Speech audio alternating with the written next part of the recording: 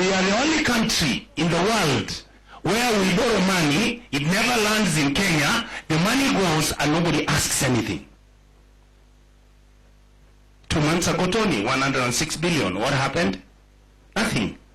We are the only country where we take state resources. There's a constitution which talks about the money has to arrive at county government at a certain time. And by the way, when the money arrives in the county governments, depending on which side of government you are, most of our governors are taking all that money.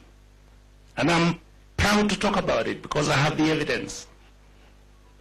How can a governor pay 860 million for fueling of cars in a county government?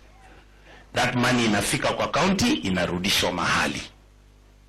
We are the only country that has got strategic plan for development, whether it is 2030 Karungo, we are 2030, we are 2045, sindio, zote zimeisha. Cause the city is dead, broke, money has been taken, nobody's working there, Ministry of Health, there are no vaccines, there are no medicines. We don't have a country. We don't have a country. Now we are moving into the military. We have a budget of 3.4 trillion. Now they are going to 4.6 trillion shillings. For doing what? Not a single serious government project. When you ask them where the money is, they say they are paying the debts. When you tell them so much, so as how much you have paid, they don't say. Sasa, ndugu wa Kenya, mimi ningependa kumaliza hivi. Nyinyi wazee mko hapa. Kwa hisani yangu binafsi ningependa kuwasihi hivi. Tafadhali mchunge nchi yetu isiende mtoni. We are expecting you to change what has been happening in this country. Don't get power and go back and do the same things that William Ruto is doing. I thought it's important I say that. Welcome back to Mora TV. Today, Senator Richard Onyonka is among the senators who are very vocal in the country. This time around, he has come out to expose another plea of looting where money is borrowed for development but it's put in some foreign accounts and it never steps in Kenya. And surprisingly, nobody dares to ask, nobody dares to question. Why? Because they have been captured in a way that they can't complain. The other day, he exposed how the parliament has been captured and how things are working out in the parliament that are really messing the Kenyan economy at the moment. Why? Because parliament is supposed to approve these loans and this following. And if it doesn't approve, it definitely means but no borrowing. But now look at the way which borrowing is happening in this country.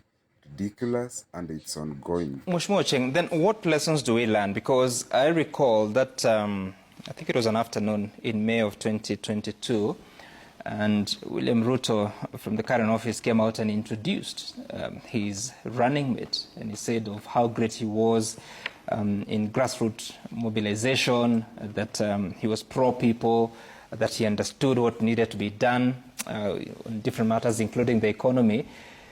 But now, 2 years later, he knows this. What must candidates consider when choosing running mates? And also running mates, what must they consider as they are being chosen?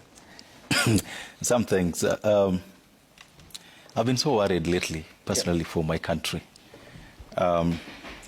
Because since the last elections, it's not even half-term.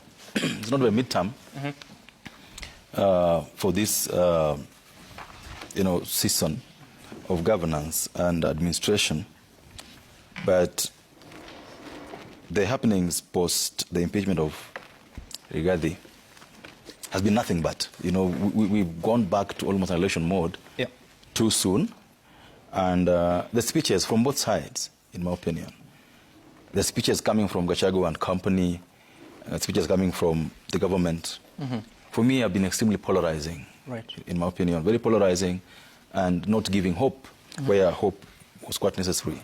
And so, all of a sudden, where Gachagua was this marvelous guy, is incompetent. All of a sudden, where William Ruto was an angel who was supposed to save us, according to Gachagua then, William is now a villain, according to Gachagua. So it's for us to discern as a country, what are we being treated to? And do we want to be part of this charade? That's the thing what we need to ask. Do you want to be part of these new games?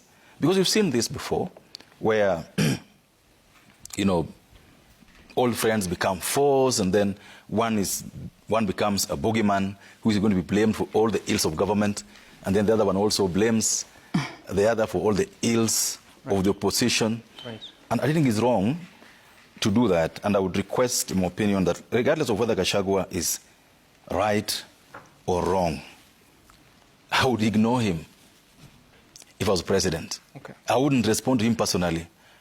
I'll probably send Kagiri here, or, you know, Mark or somebody else to respond to him.